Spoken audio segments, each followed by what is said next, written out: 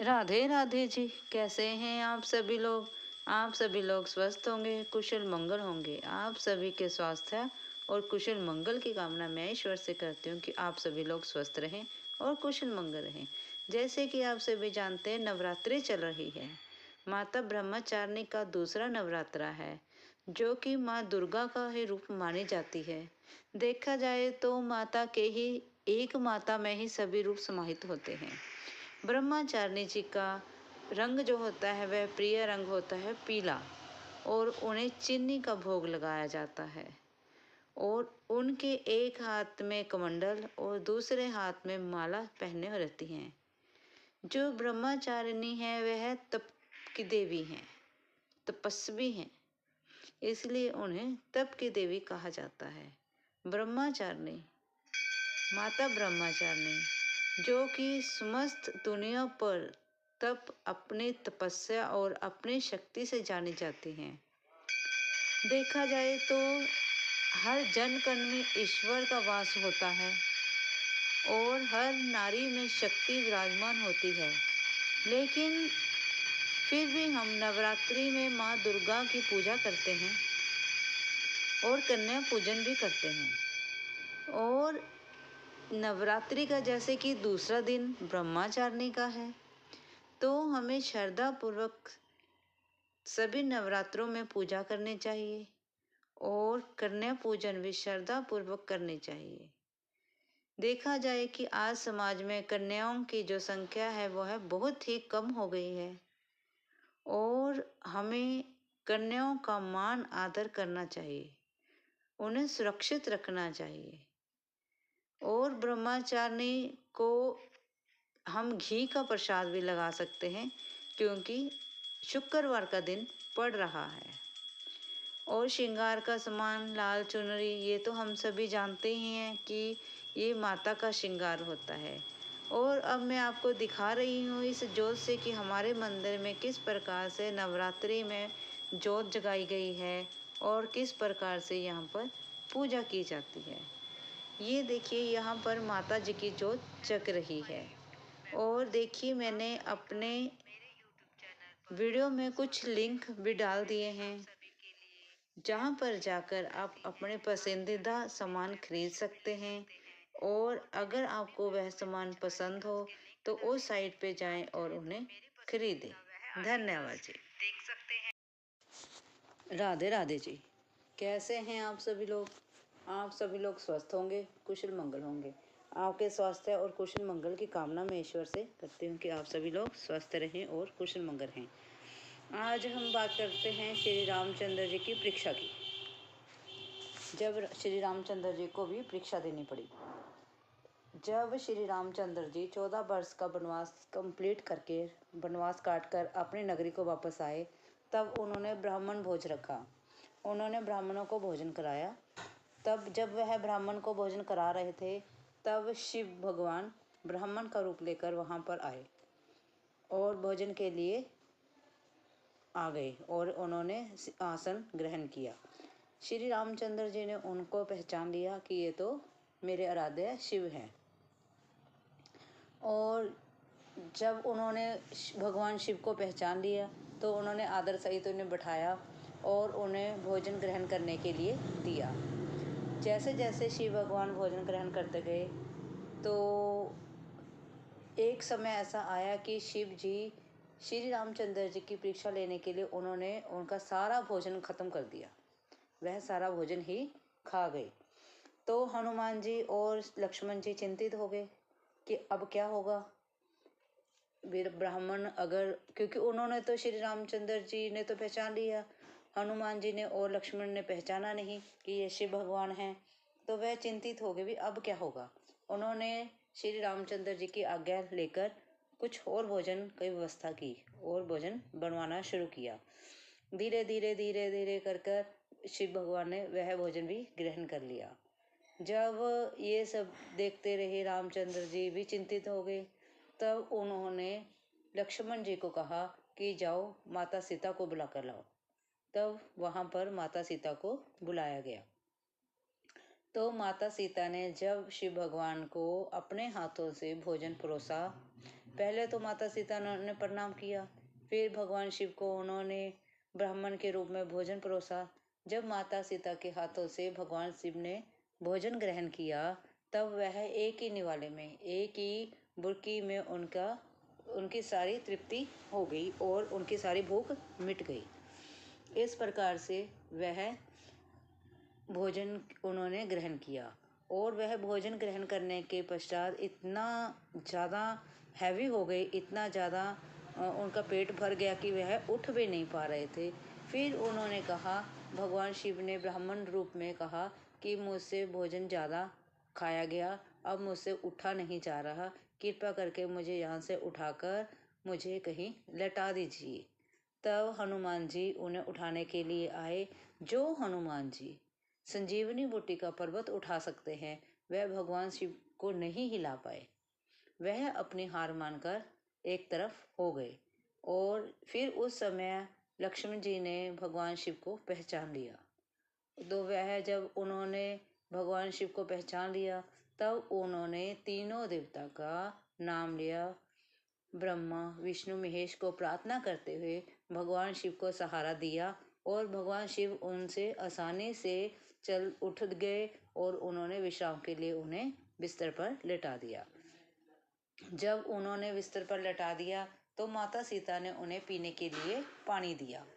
तो भगवान शिव ने क्या किया, एक पानी की घूंट भरकर, जैसे हम कुल्ला करते हैं वैसे कुल्ला कर दिया। वह माता सीता के ऊपर जा गिरा। तब माता सीता ने कहा, हे प्रभु, आपके इस चरणामृत से मैं तो पवित्र हो गई और धन्य हो गई। ऐसा चरणामृत कहीं भी नहीं मिलता। यह वचन सुनकर भगवान शिव अपने असली रूप में आए और सारों को उन्होंने शिव रूप में दर्शन दिए और सभी ब्राह्मण प्रसन्न हुए। इस प्रकार से भगवान शिव ने फिर श्री रामचंद्र जी से कहा कि आप वरदान मांगो, क्या मांगते हो, क्या आप कुछ भी वचन मांग लो, मैं आपको दूंगा। भगवान शिव ने कहा, हाथ जोड़कर कहा कि मुझे कुछ नहीं चाहिए, आपका दिया हुआ मेरे पास सब कुछ है, बस मुझ पर इतनी कृपा करें कि मैं आपके चरणों की धूल बना रहूं।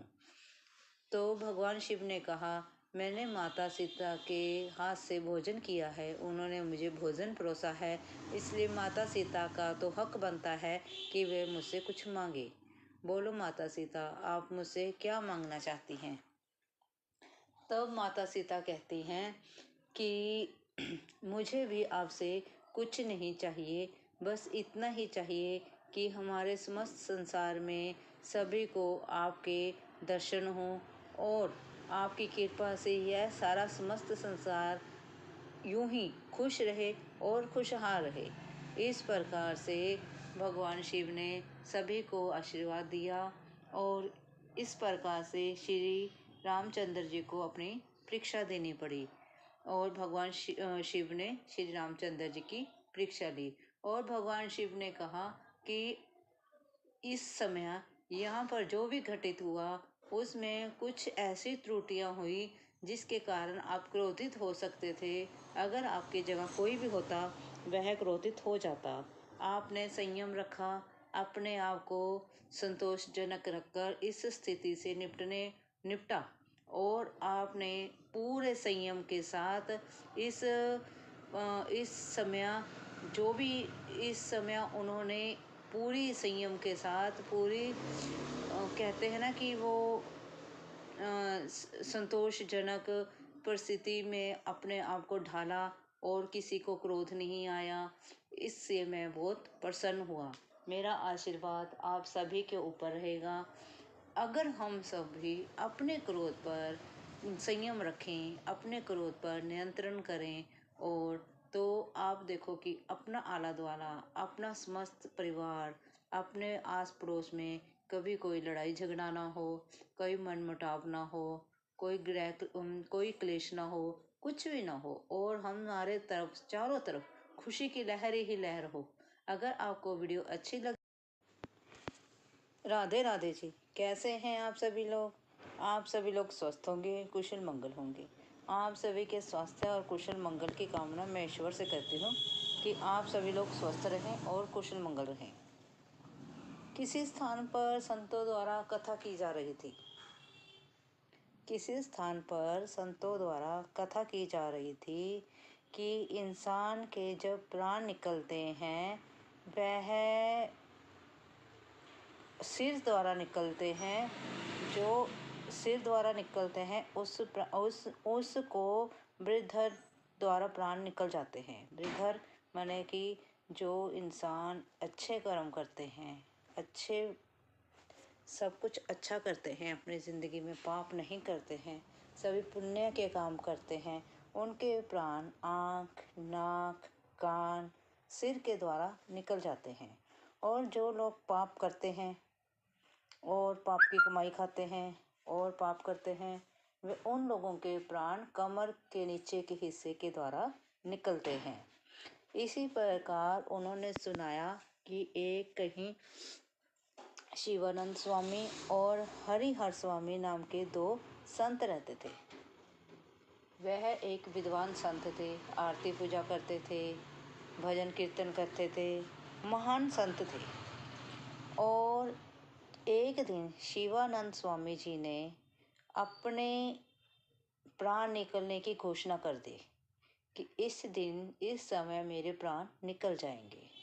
उन दोनों महान संतों के दर्शन के लिए कहीं एक अंग्रेज वहाँ आया उनके दर्शन करने के लिए। उसने सुना कि ये इस गांव में 2 महान संत रहते हैं, मैं उन संतों के दर्शन करना चाहता हूँ। इतना कहकर वह लोगों से पूछताछ करने लगा। किसी ने बताया कि शिवानंद स्वामी जी तो उस तरफ समाधि लेने के लिए गए हैं। शिवानंद स्वामी जी के दर्शन के लिए अंग्रेज उस तरफ चल पड़ा। जब तक वह अंग्रेज शिवानंद स्वामी जी के पास पहुंचता तब तक शिवानंद स्वामी जी समाधि ले चुके थे। और जब शिवानंद स्वामी जी ने समाधि ली तो उनके प्राण सिर के रास्ते से निकल गए और उनका जो माथा है वह फट गया। जब अंग्रेज ने उनके दर्शन किए तो उन्होंने देखा समाधि के दौरान उनका माथा फटा पड़ा है। उन्होंने कहा कि यह मृत्यु है, आप लोगों ने शिवानंद स्वामी जी को इनको मार दिया है। वहाँ जितनी भी लोग भीड़ इकट्ठी हुई थी उन भीड़ को उन्होंने यही कहा कि तुम लोगों ने इनको मारा है, ये खुद नहीं मरे हैं। ऐसा कभी नहीं होता है कि कोई संत समाधि ले और उसके ऐसे सिर माथा फटने से प्राण निकल जाए। लोग कहने लगे कि हमने ऐसा कुछ नहीं किया। उन्होंने कहा नहीं, ऐसा हो नहीं सकता। उन सभी लोगों को सजा हो गई और उनमें जेल में उनको डाल दिया गया। इन सभी को देखते हुए जो हरिहर स्वामी थे उन्होंने भी अपनी मृत्यु की घोषणा कर दी। उन्होंने भी कह दिया कि मैं समाधि लूँगा और मेरी भी मृत्यु अब नज़दीक आ गई है।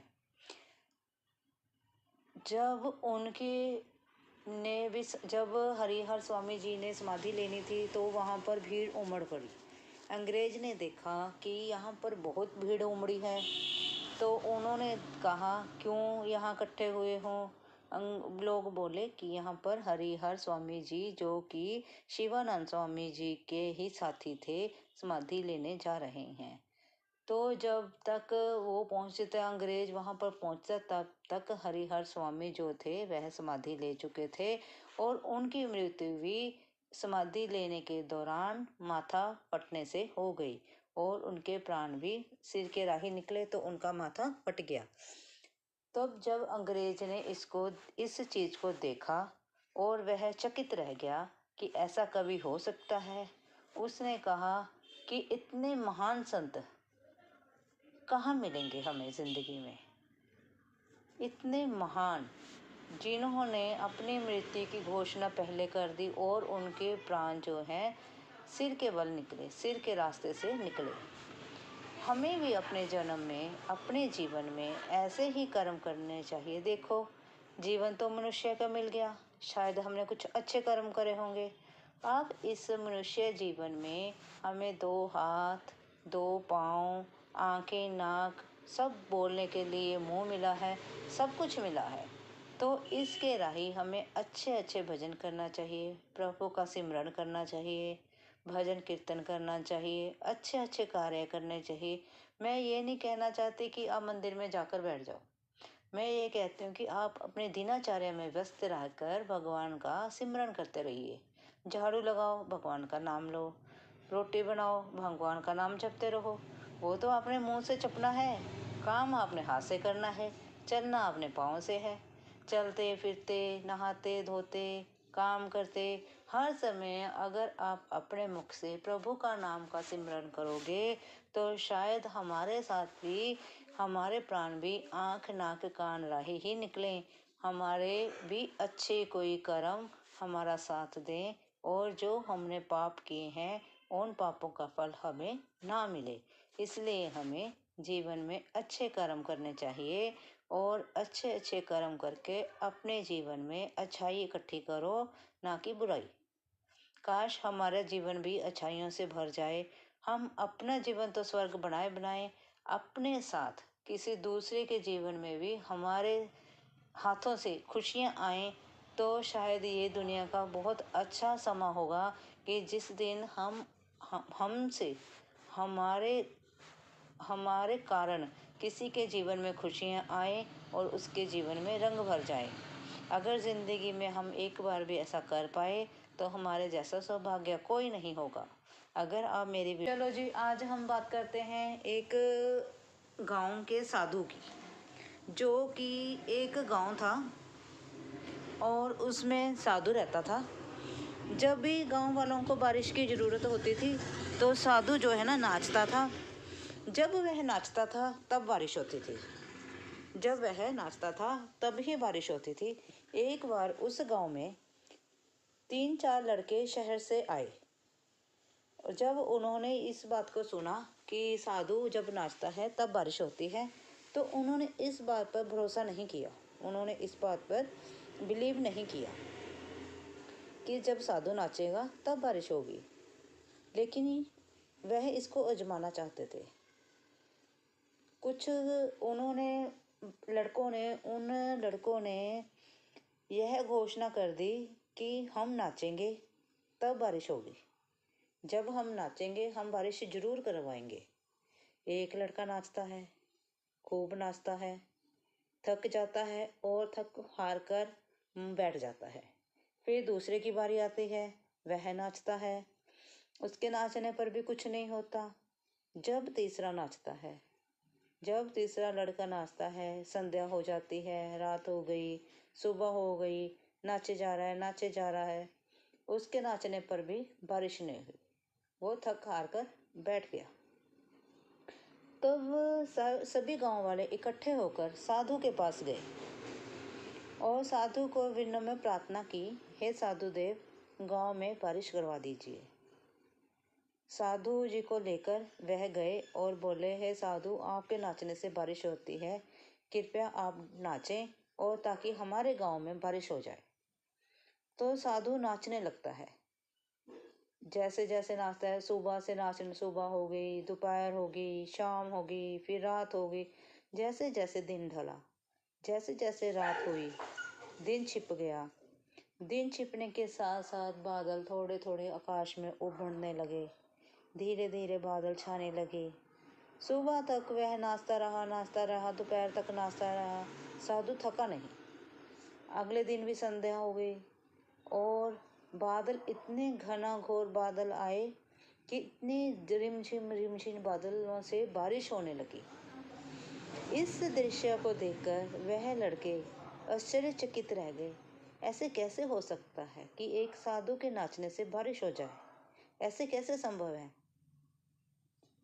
उन्होंने साधु से प्रार्थना की, हे साधु महाराज, हमने आप पर शक किया, आप को परखना चाहा, इसलिए हमें क्षमा कर दीजिए। साधु बोला, कोई बात नहीं। फिर उन बच्चों ने साधु जी से पूछा, हे साधु, आप बताओ कि यह बारिश कैसे हुई? नाचे तो हम भी हैं, नाचे आप हो, हमारे नाचने से बारिश नहीं हुई और आपके नाचने से बारिश हुई, ऐसा कैसे और क्यों हुआ? तब साधु ने इस बात का हंसकर जवाब दिया, विश्वास ही जीवन की शक्ति है। उन्होंने कहा, बेटा, विश्वास ही जीवन की शक्ति है। और उन्होंने कहा, जब तक हम अपने खुद पर, अपने आप पर भरोसा नहीं करेंगे, तब तक हम किसी भी मंजिल तक नहीं पहुंच सकते। जब तक हम खुद पर विश्वास नहीं रखेंगे, तब तक हम कोई भी काम संपन्न नहीं कर सकते। और जिंदगी में हमेशा इन 4 बातों से कभी भी शर्म मत करना। पहली बात, पुराने कपड़े।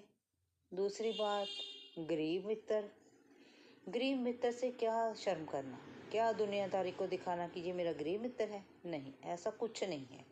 और अपने बुजुर्ग माता पिता, अपने बुजुर्ग माता पिता से कभी भी शर्म मत करो।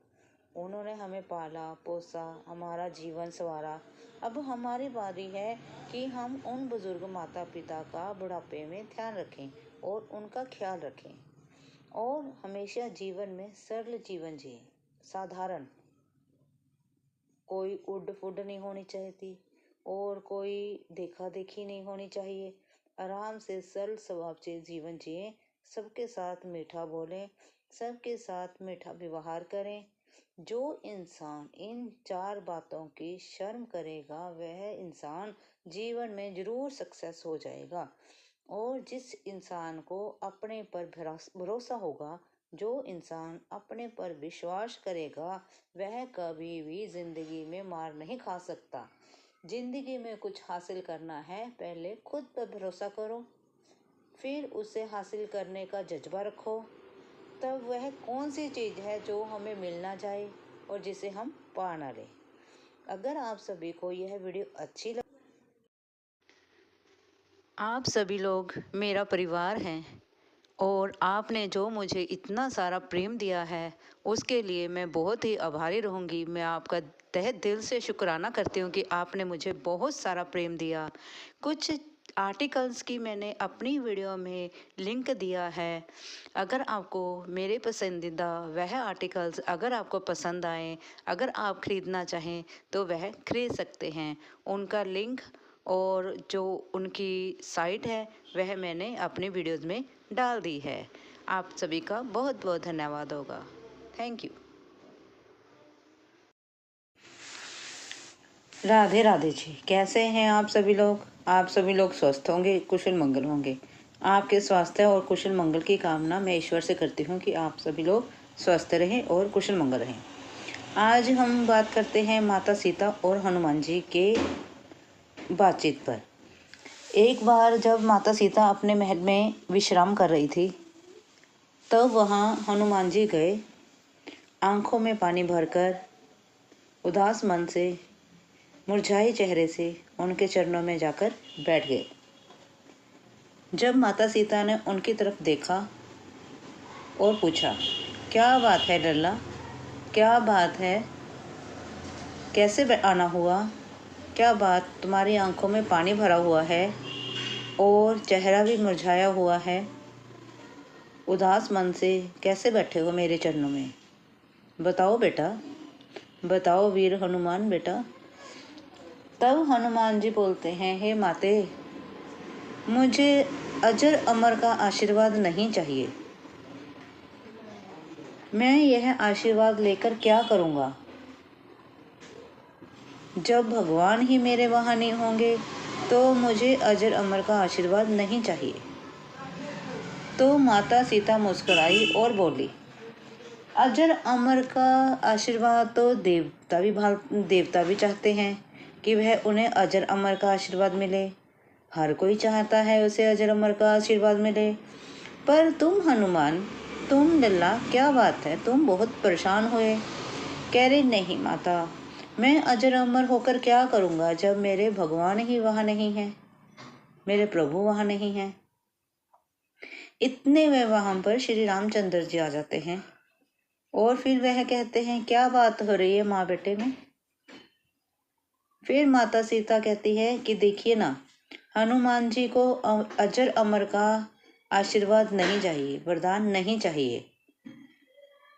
कहते हैं कि मुझे अजर अमर का आशीर्वाद नहीं चाहिए। फिर रामचंद्र जी पूछते हैं क्यों क्यों बेटा, तुम्हें अजर अमर का आशीर्वाद क्यों नहीं चाहिए।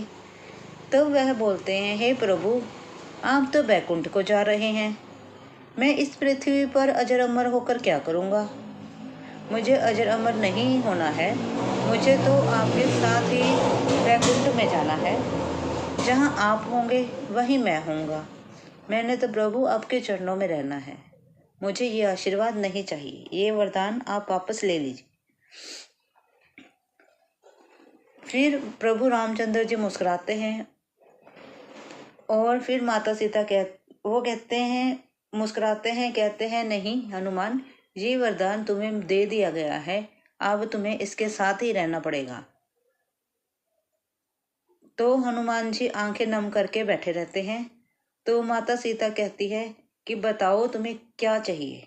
वो कहते हैं, हनुमान जी कहते हैं कि मुझे ऐसा वरदान दो जिससे जहाँ जहाँ प्रभु हो वहाँ वहाँ मैं भी हूँ, मैं उनके चरणों में ही रहूँ। बहुत कहने पर, बहुत बार रिक्वेस्ट, मिन्नतें करने पर, प्रार्थना करने पर श्री रामचंद्र जी ने हनुमान जी को यह वरदान दिया कि जहाँ मैं होऊंगा वहाँ तुम होंगे। हनुमान जी चाहते थे कि हे प्रभु, जहाँ आपका नाम लिया जाए वहाँ पर मैं अनेकों रूपों में रहूं वहाँ पर, ताकि मैं आपके नाम में मग्न मस्त हो जाऊं। तब श्री रामचंद्र जी हनुमान जी को ये वरदान देते हैं कि जहाँ जहाँ राम जी का नाम लिया जाएगा, जहाँ जहाँ रामायण होएगी वहाँ वहाँ हे हनुमान तुम अन्य रूपों में वहाँ पर विद्यमान रहोगे, वहीं पर विराजमान रहोगे। और इसी प्रकार अब जब जहाँ भी कहीं राम जी का गुणगान होता है या रामायण होती है, वहाँ पर हर एक जगह पर अनेकों रूपों में हनुमान जी होते ही होते हैं और वह रामचंद्र जी का नाम सुनकर मग्न मग्न मस्त मस्त नाच रहे होते हैं। और रामचंद्र जी उन्हें यह वरदान देते हैं कि जिस भक्त ने मुझे पाना है वह हनुमान जी के मंदिर में जाएगा और हनुमान भक्ति करेगा, जिसके ज़रिए हनुमान जी के ज़रिए वह मेरे तक पहुँचेगा। इसीलिए हमें इससे यह पता चलता है कि भक्त और प्रभु का प्रेम अद्भुत होता है, अलौकिक होता है। अगर भक्त चाहे तो प्रभु से कुछ भी करा सकता है, जैसे हनुमान जी ने करवाया। उन्होंने तो ठान ली थी कि मुझे अजर अमर होना ही नहीं है, मैंने तो प्रभु के चरणों में रहना है। उन्होंने किसी ना किसी तरीके से, किसी ना किसी ढंग से फिर रामचंद्र जी के चरणों में स्थान उनको मिल ही गया। इसी प्रकार अगर हम चाहें तो बहुत कुछ कर सकते हैं और बहुत कुछ पा सकते हैं।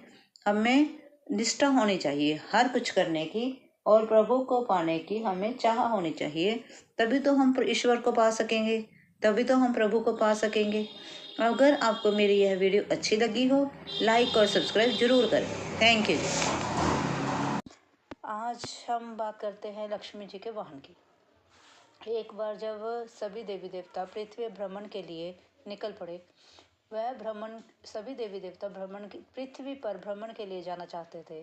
और तभी सभी जीव जंतु जो पृथ्वी पर रहते थे, जीव जंतु सभी उनके पास दौड़े दौड़े आए और उन्होंने भगवान जी से अनुरोध किया कि हे प्रभु, हमें अपना वाहन के रूप में चुन लीजिए। जब उन सभी जीव जंतुओं ने भगवान जी को प्रार्थना की कि हमें अपने वाहन के रूप में चुन लीजिए, तब सभी देवी देवता ने आपस में विचार वटांदरा किया और उन सभी जीव जंतुओं में से अपने अपनी सुविधा के अनुसार अपना अपना वाहन चुन लिया।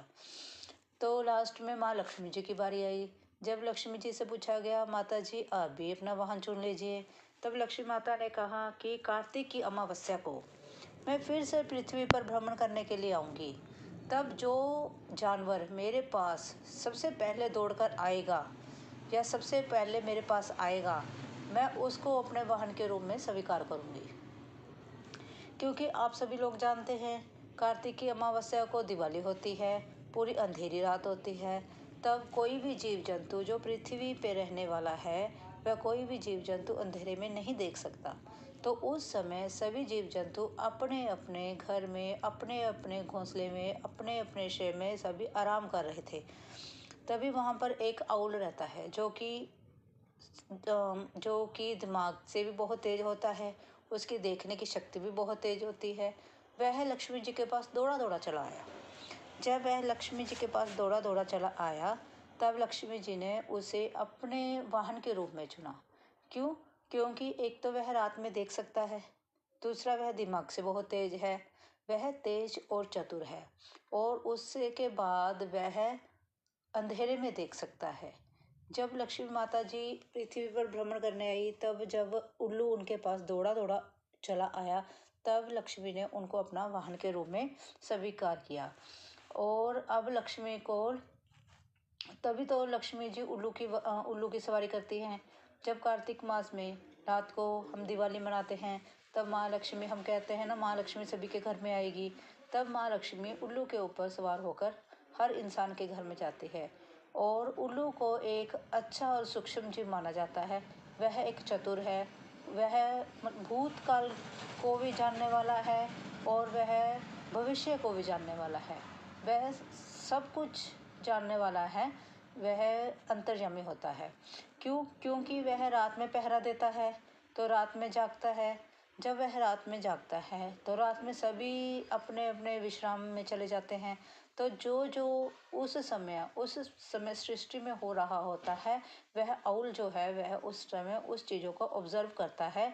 तभी तो वह इतना, उसका दिमाग इतना तेज हो जाता है। इसीलिए कभी भी आपको अगर उल्लू दिखाई दिए, तो आप उसको बुरा मत माने। ये मत समझे कि हमारे घर में आज बुरा हो जाएगा, ये हो जाएगा, वो हो जाएगा, ऐसा कुछ नहीं है। उल्लू एक भगवान द्वारा प्रकट किया हुआ जीव है।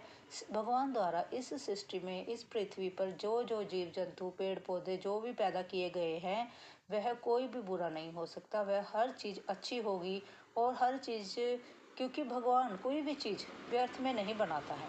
जो भी चीज़ भगवान बनाता है, किसी कारण से बनाता है। अगर आप सोचो, अगर माँ लक्ष्मी उल्लू को वाहन के रूप में ना चुनती, तो हम यही समझते कि उल्लू अच्छा नहीं होता, वह बुरा होता है, उसका दिखना बुरा होता है। ऐसा कुछ नहीं है।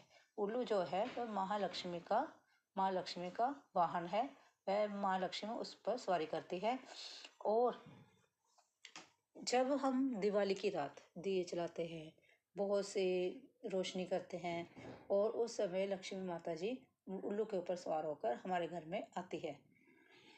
इसीलिए किसी भी जीव को बुरा आंकने की बजाय हर जीव को कदर करो, और जो सृष्टि में बनाया गया है, वह किसी कारणवश से ही बनाया गया है, और सृष्टि में कुछ भी बिना कारण से नहीं बनता है। भगवान जो है सब सोच समझ कर करते हैं, उसकी माया वही जाने, उसके बिना तो एक पत्ता भी नहीं हिलता। इसलिए हम जो भी हमारी सोच है, हमें अपनी सोच को बदलने की ज़रूरत है। ये थी कि छोटी सी कहानी उल्लू की और माँ लक्ष्मी की, कि माँ लक्ष्मी ने उल्लू को अपना वाहन किस प्रकार से बनाया। अगर आपको यह स्टोरी पसंद आई हो, लाइक और खुश रहें। आज हम बात करते हैं प्रभु सिमरन की। एक गांव का एक अनपढ़ व्यक्ति एक महात्मा जी के पास जाता है और उनसे बोलता है कि हे प्रभु, आप मुझे कोई नाम बताएं जिससे मैं प्रभु का सिमरन कर पाऊँ। महात्मा जी ने पूछा, तुम नाम जपना चाहते हो? उस व्यक्ति ने कहा, हाँ, मुझे कोई आसान सा नाम बताएं जिससे मैं आसानी से जप सकूं। तो उस महात्मा जी ने कहा, तुम अघमोचन अघमोचन करते रहना। अघमोचन मैंने होता है पाप, मोचन मैंने हरने वाला, पाप को हरने वाला। अघमोचन अघमोचन करते जाना, तुम्हें यह रट जाएगा। वह व्यक्ति अनपढ़ था, वह अपने मन ही मन अघमोचन अघमोचन करता गया। जैसे जैसे वह अपने गांव की तरफ बढ़ता गया, तब वैसे वैसे उसके मुख से तो वह भूल गया। घमोचन घमोचन नाम उसे याद रह गया, और वह घमोचन घमोचन करता गया। जैसे जैसे वह अपने गांव में पहुंचा, उसने अपने गांव के खेत में अपने हल जोतना शुरू किया। ऊपर से भगवान विष्णु जी और माँ लक्ष्मी जी उनको देखकर हंस रहे थे कि यह व्यक्ति क्या जाप कर रहा है। तो लक्ष्मी जी ने कहा, चलो प्रभु इसकी परीक्षा लेते हैं, आप चलिए। प्रभु जी लक्ष्मी जी के साथ चल दिए और वह उनके खेत में पहुँचे और उस व्यक्ति से कहा कि आप क्या जप रहे हो। तो क्या किया, भगवान विष्णु जी तो पास में खेतों के एक गड्ढा था उसमें छिप गए। माँ लक्ष्मी जी ने रूप धरकर उस व्यक्ति से पूछा, आप क्या जप रहे हो, घुमोचन क्या होता है। उस व्यक्ति ने कहा, कुछ नहीं बोला वह व्यक्ति, वैसे ही अपने खेत में हल जोतता रहा, काम करता रहा। माँ लक्ष्मी जी बार बार उसे पूछे जा रही थी, घुमोचन क्या होता है, घुमोचन क्या होता है। उस व्यक्ति को गुस्सा आया और उसने कहा, तुम्हारे पति का नाम, मैं तुम्हारे पति का नाम ले रहा हूँ। लक्ष्मी जी बहुत हैरान हुई कि इसने तो हमें पहचान लिया है, इसको कैसे पता लगा कि मेरे पति का नाम है। तो भी मैं लक्ष्मी माता हूँ। इसी प्रकार वह व्यक्ति द्वारा काम खेतों में करता रहा। वह उनके साथ बात नहीं करना चाहता था। वह सोचता था, अगर मैं इनसे बात करूँगा मेरे जो नाम जपने की माला है वह टूट जाएगी, तो मुझसे दोबारा शुरू करना पड़ेगा, भी मेरा नाम जप भंग हो जाएगा। इस प्रकार वह नाम जपता गया, घुमोचन करता गया। तो लक्ष्मी जी फिर बोली, तो मेरा पति कहाँ पे है, आपको पक्का पता है कि मेरे पति का नाम घुमोचन है। वह फिर खिंचकर बोला, हाँ तुम्हारे पति का नाम घुमोचन है, वह उस खड्डे में है, जाओ देखो उस खड्डे में बैठा है तुम्हारा पति। लक्ष्मी माता बहुत हैरान हुई, इसको कैसे पता कि विष्णु जी उस खड्डे में छिपे हैं। ये तो बहुत पहुंच गया नाम जपने से, इसको तो सारी नॉलेज है, इसने तो हमें पहचान लिया है। वह फिर भी घुमोचन करता रहा। माँ लक्ष्मी जी ने विष्णु जी को कहा, हे प्रभु आप उस खड्डे से बाहर आ जाइए, इस व्यक्ति ने तो हमें पहचान लिया है। भगवान विष्णु जी उस खड्डे से बाहर आए और इस प्रकार उस अनपढ़ व्यक्ति को भगवान विष्णु जी और माँ लक्ष्मी जी के दर्शन हुए। वह चाहे घुमोचन कर रहा था, फिर भी उसे भगवान जी के दर्शन हुए। हम चाहे राधे राधे कहें, श्याम श्याम कहें, कुछ भी कहें, जब तक हमारा मन पवित्र और साफ नहीं है तब तक हमें भगवान के दर्शन नहीं हो सकते। और भगवान जी भी हमें यह नहीं देखते कि हम नहाए हैं नहीं नहाए हैं, साफ कपड़े पहने हैं नहीं पहने हैं। वह तो हमारी भावना देखते हैं, वह हमारी लालसा देखते हैं कि हम भगवान जी को कितना प्रेम करते हैं और भगवान को कितना पाना चाहते हैं। वह हमारे अंदर के भाव देखते हैं। इस प्रकार से वे हमें मिलते हैं। कहीं जाने की ज़रूरत नहीं, कहीं भागने की ज़रूरत नहीं, किसी के पीछे ना भागो। अपने खुद के रोज़ की दिनचर्या में, रोज़ के कामकाज में आप अपने रोज़ के काम करते करते भगवान जी का नाम सिमरन करें। आप राम राम जपें, राधे श्याम जपें, श्याम श्याम जपें, राधे कृष्णा जपें, हरि ओम साईं राम जपें, हरि ओम जपें, या फिर हर हर महादेव जपें। कुछ भी नाम आपको जो अच्छा लगे, जिसमें आपको सुख मिले, आपको आनंद मिले, वह नाम का आप सिमरन करें और अपने दिनचर्या में व्यस्त रहें, अपने कामकाज करते रहें और प्रभु का नाम सिमरन करते रहें। इसी प्रकार भगवान जी के दर्शन होते हैं। भगवान जी ये नहीं देखते कि हम नहाए हैं या नहीं नहाए हैं, कपड़े बदले हैं या नहीं बदले हैं। वह तो हमसे अपने प्रति प्रेम चाहते हैं। जब हम भगवान जी को प्रेम देंगे तो भगवान जी तो हमारे पास भागे भागे चले आएंगे। भगवान जी भक्त की श्रद्धा पर दौड़े चले आते हैं। भक्त जब भगवान को सच्चे मन से एक बार पुकारता है, प्रभु नंगे पांव दौड़े आते हैं। अगर आपको